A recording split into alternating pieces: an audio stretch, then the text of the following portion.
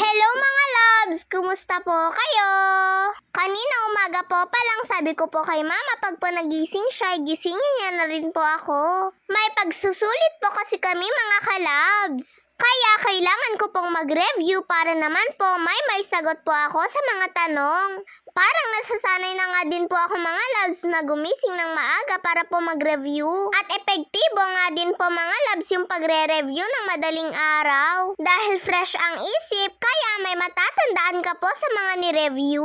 At eto nga po pala at nagluluto na rin po si mama ng almusal namin. Chicken sausage po pala ito mga kalabs. Kaya nung hinanda na po pala ni mama ang pagkain namin ni kuya ay hininto ko na rin po palang pagre-review. Masarap din po pala ito pong chicken sausage mga kalabs. Kaya lang ayaw daw po ni mama yung lasa. Basta ako ay nagustuhan ko po. At pagkatapos ko po palang kumain mga labs ay naligo na rin po ako at nagbihis na.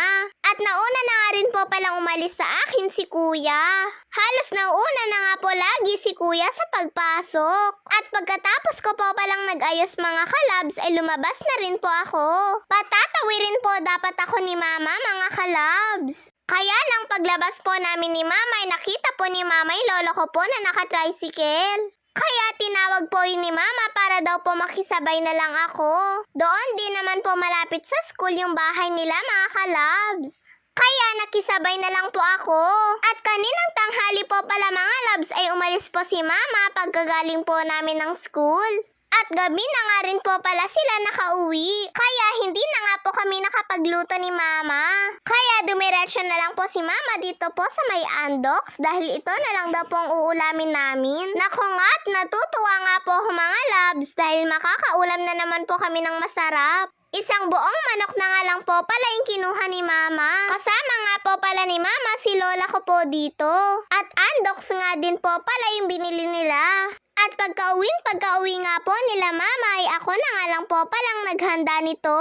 Para po makakain na rin po kami mga labs dahil anong oras na rin po. Napakabango po talaga ng amoy ng Andox. Tara mga kalabs, kain po tayo!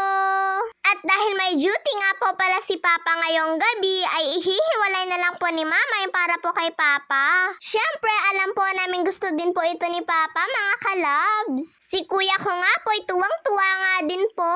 Kaya lang sabi po ni Kuya ay busog pa daw po siya, mga labs. Dahil po pag uwi nila Mama ay kakakain niya lang po ng kanin. Kaya ang sabi po ni Mama sa kanya ay kung kaya niya pa daw pong kumain ng kanin ay magkanin daw po siya. Saktong-sakto nga lang po mga labs na bumili po si Mama ng ulam namin. Sumakdo din po kasi na naubusan po kami ng gasol. Bukas pa po sila ni Papa bibili. May pasok po kasi ngayon si Papa kaya wala naman pong kasama si Mama para po bumili. O siya mga kalabs, kain na rin po kayo Salamat po Lord sa napakasarap na ulam po namin ngayong gabi. Yun lang po mga labs, maraming salamat po sa panonood nyo.